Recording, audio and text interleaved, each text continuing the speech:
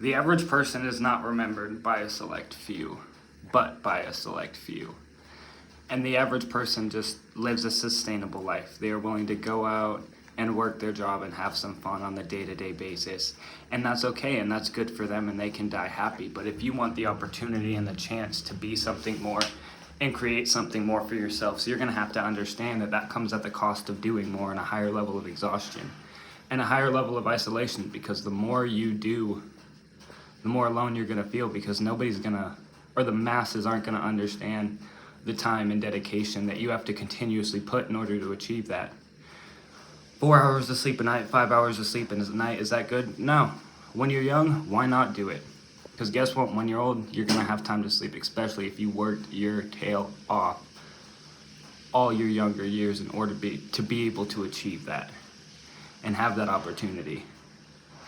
And I don't think many of us comprehend or sit there in solitude and think with that, because we are so busy in our daily lives that we don't dedicate the time to achieve in that mindset in order to achieve more in our life. If you want to be remembered for more, you got to be willing to do more. And if you're not, you will be remembered by a few, hopefully. But either way, in 100 years, very few will ever remember or know who you are, except for the stories that are told. The greatest of greats are either remembered for what they have achieved or forgotten for how great it was. We don't know who made the sidewalk or street signs or stop sign, and the masses don't, but we know who made the first rocket, or who launched this into space, or who put satellites up, or who's releasing the newest phone. So there is a level of comprehension that we do have with greatness. But in the masses, I can't sit here and tell you all these different people from state to state that have done these abundant things.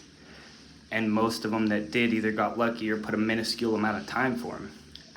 In today's day and age, with how many platforms there are and what you're able to share, the knowledge is bountiful and endless if you're willing to dedicate your time into researching and then dedicate your time into executing and continuously doing that.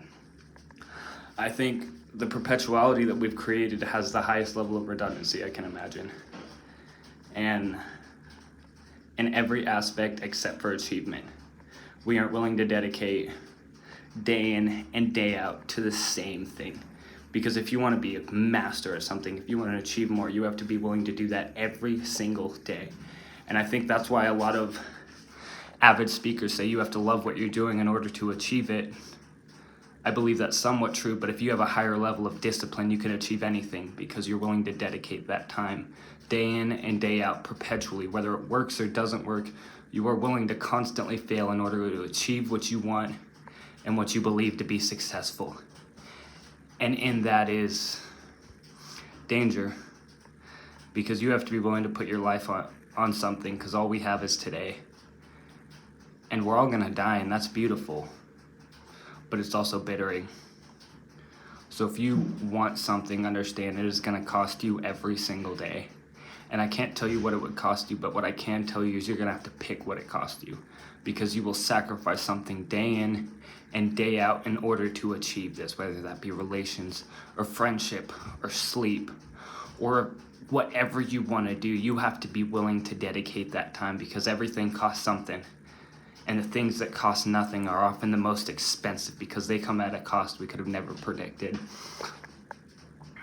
I'm gonna talk forever and a day longer, and I'm gonna develop more consistency and continuously speak, because that's what I love. I can insanely speak with a passion and have conversations with people I barely know or have known for years that help me, and I believe help them, in order to achieve what we wish to be more in this world. So I say cheers to you and cheers to me. Tomorrow, let's see what can be.